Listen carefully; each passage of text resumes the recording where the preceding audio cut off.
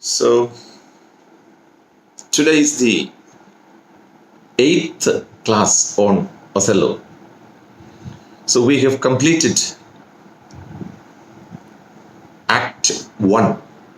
There were 3 scenes in Act 1, and the entire act, all the 3 scenes took place in Venice. So we know what happened towards the end of the first act. Othello and Desdemona are married. There was a discussion of this affair in the Senate. Well, finally, everybody is convinced that it was a normal, true marriage, according to the Western custom. Well, 2 youngsters, they met, they loved each other, married, legalized. That's it. But Brabantio had some doubts that his daughter is not likely to marry such a black, dirty Negro in normal course, normally. So he believes that Othello must have used some unnatural means such as black magic and drugs to seduce Desdemona. But finally, Desdemona arrives on the scene. She reveals that there was nothing unnatural. Well, I love Othello for his qualities, for his courage, for his bravery, for his qualities as a man. So he is my husband. So I prefer my husband Othello to my father Brabantio, just as my mother, Brabantio's wife, loved Brabantio, her father. I love this gentleman. Othello, this is what she said. Well, in another development, there was a threat of attack, invasion, a threat of invasion by Turkey on Cyprus. Well, there was an emergency meeting and warships are being sent to Cyprus. Well, who is in command? We know. Who is in command? Who is going to lead the army? The Venetian army? Well, it is Othello. Good. Thank you very much. It is Othello. So Othello is appointed to lead the command in Cyprus, the command against Turkey. And he leaves for Venice. Well, he leaves behind Desdemona in Venice to be taken to accompany her to Cyprus after Othello in another ship. Well, Othello believes that his friend Iago is very, very honest. So he will take good care of his wife. So she'll be in safe hands. So he entrusts Iago with the task of accompanying Desdemona to Cyprus. Well, that is the second development. In another development, well, Rodrigo, we know, was in love with, he was courting Desdemona and he was paying a lot of money to Iago. Iago was, he was exploiting him. And finally he realizes, well, this is useless.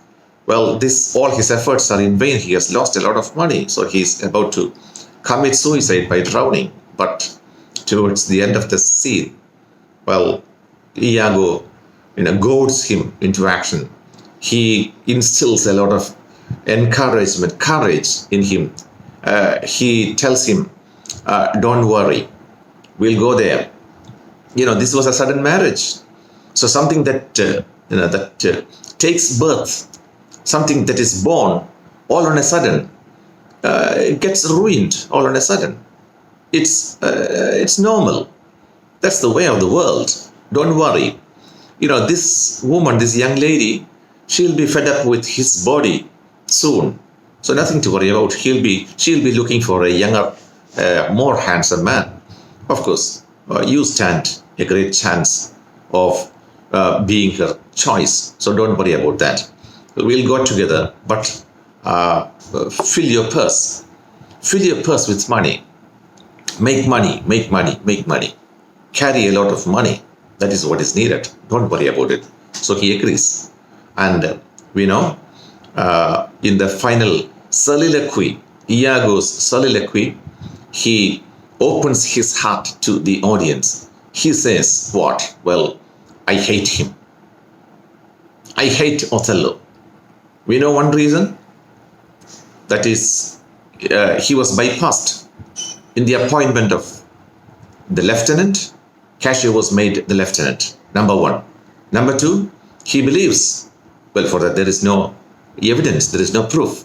There's no evidence. People say that he, Othello, has slept with my wife. He has slept with my wife Emilia. So I will certainly, I want to take revenge on him. I will ruin him. I'll ruin him. Another thing, well, Cassio is, a handsome fellow. He is also a very handsome fellow, very beautiful to look at, but he's also a womanizer. So I want to take his position. So I will ruin him also. So this is what has happened in Act 1. 3 scenes, Scene 1, Scene 2, and Scene 3. Today we start with Act 2, Scene 1, which takes place. You know the location? You know the location of Act 2, Scene 1? Where is it? Is it in Venice or Cyprus?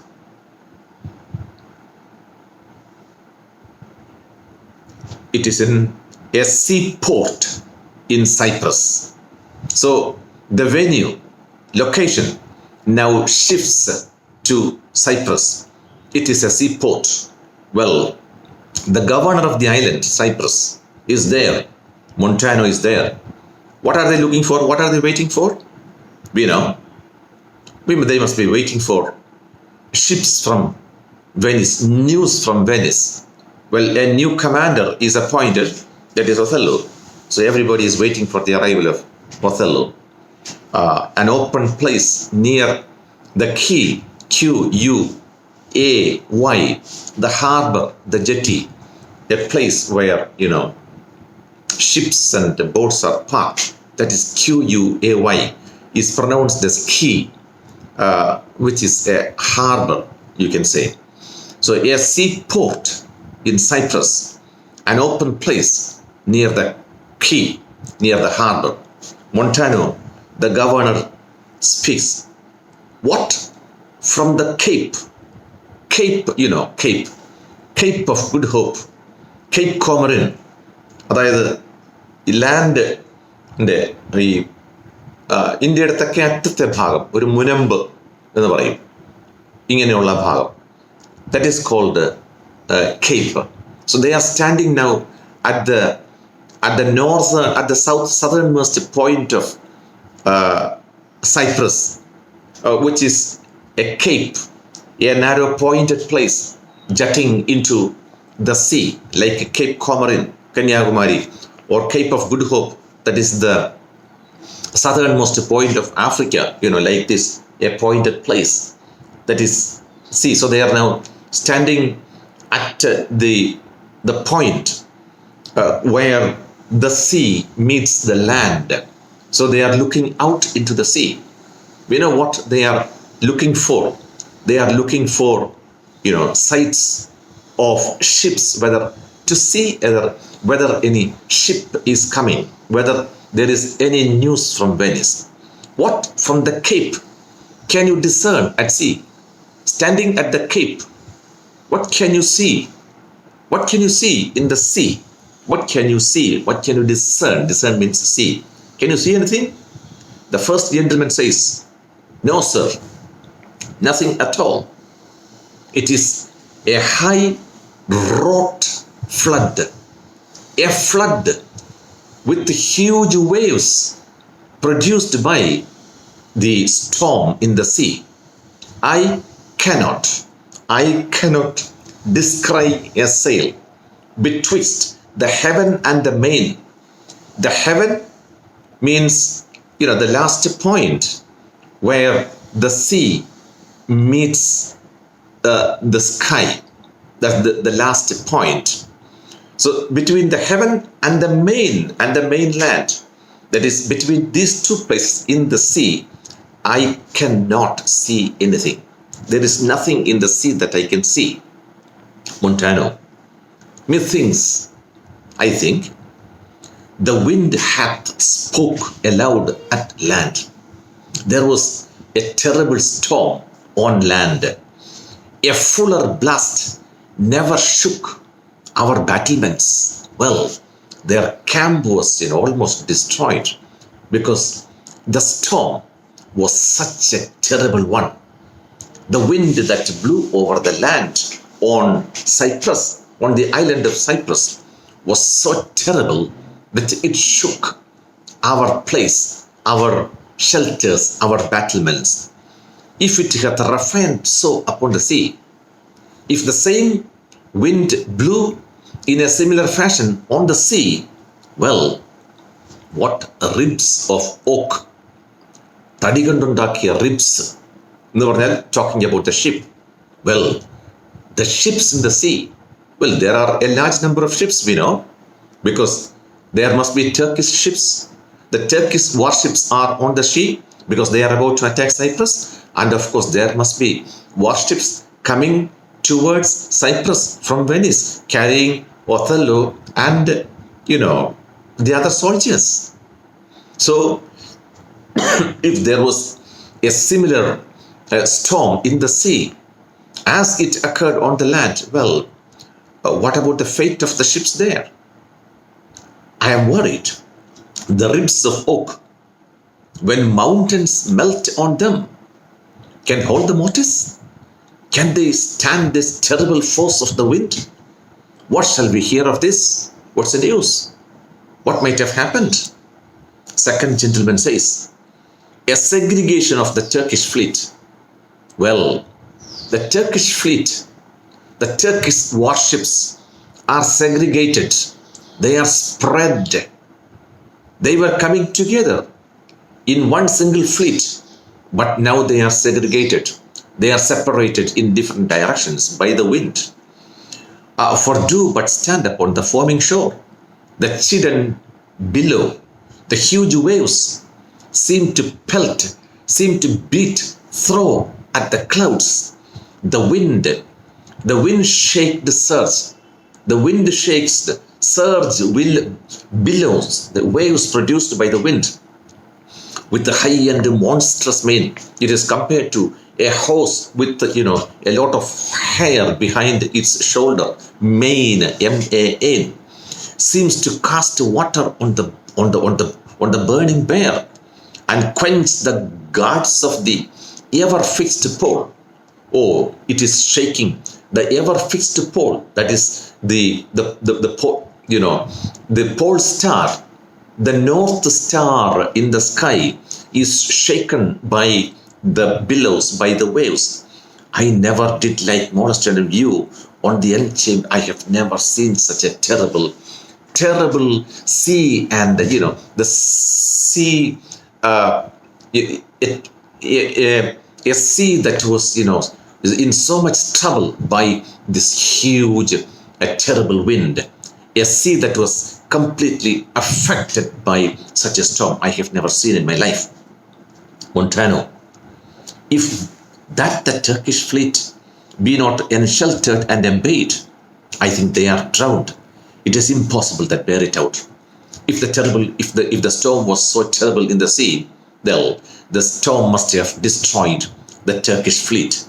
Then enter a third gentleman. News, lads, news. Lads means boys. Oh, boys, news, news, news.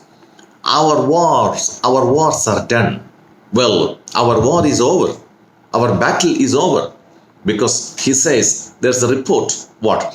The desperate tempest, the storm, the whirlwind hath so banged the Turks.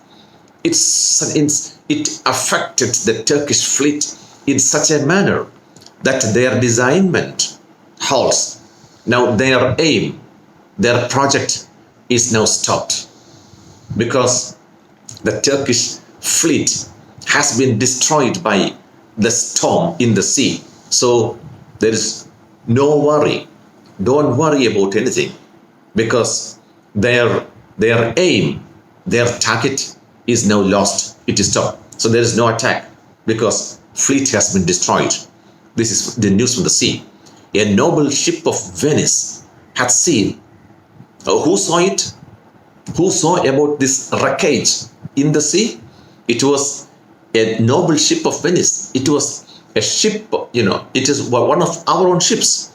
Has seen what? A terrible destruction, a grievous wreck and sufferance on most of their fleet. Their fleet, the Turkish fleet, has been terribly destroyed by a storm. Montano, how?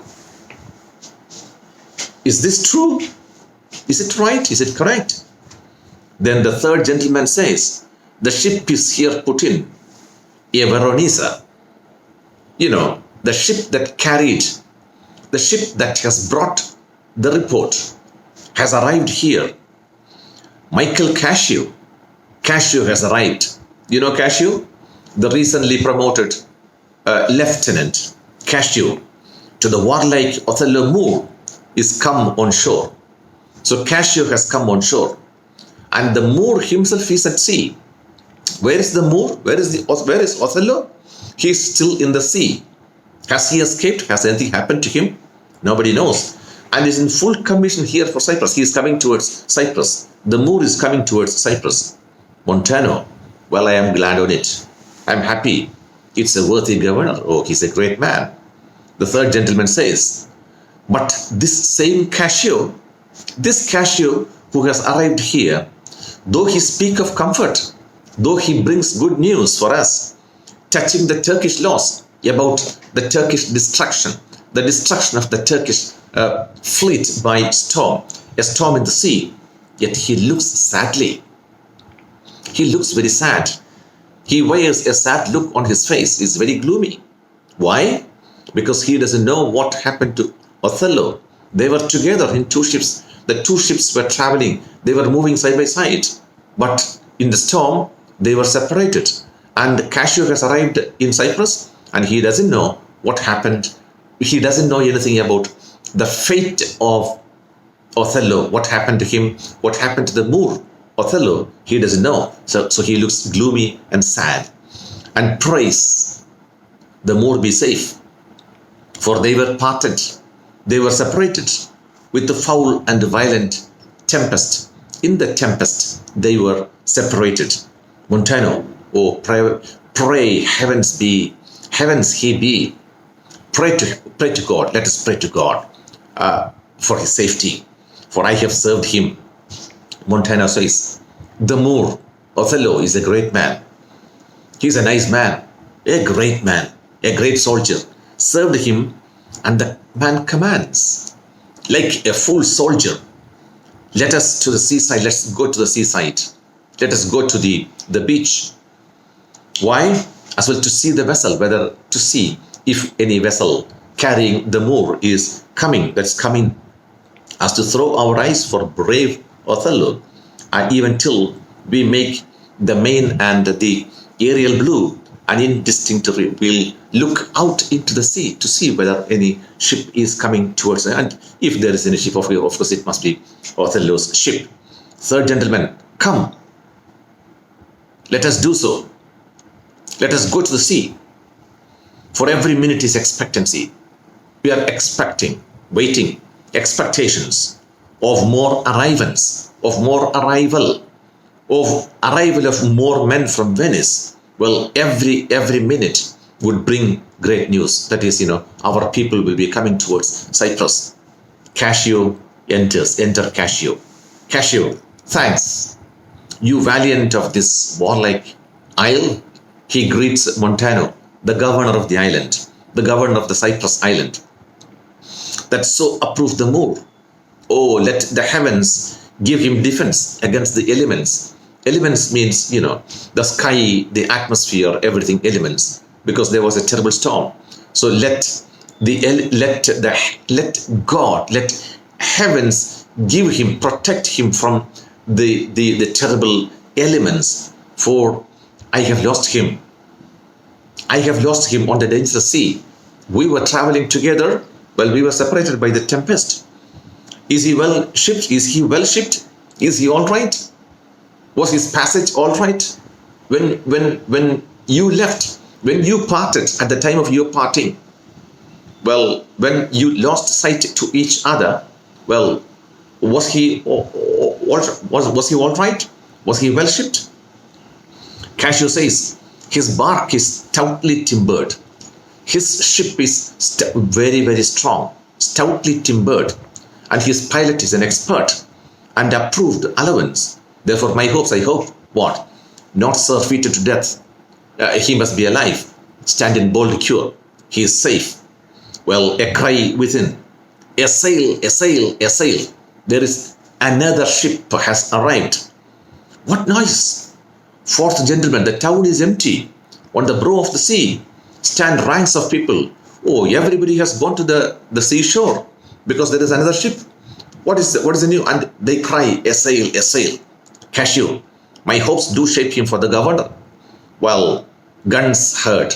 There's a salute. Guns, the official customary gun salute. Guns are, so some important person has arrived. So the soldiers, the policemen are greeting the VIP. Second gentlemen, they do discharge what? Their short of courtesy. Our friends at last, well, the people who have come there, the people who have arrived on the seashore are not enemies. They are not Turks. They are not Turkish people, our enemy. They are our own people, friendly people. Must be a very important person. That is why gunshots were heard. Cassio, I pray you, sir, go forth and give us truth. Give us the correct picture. Who has arrived? Go and see and tell me and tell us. I shall. So the second gentleman exits. Montano, but good lieutenant, is your general wived? Is he married? Is he married? Is your general married? Is Othello married? Wived. Cassio, most fortunately, yes, luckily he is married. He has achieved a mate. He has got a girl, a wife, a maid.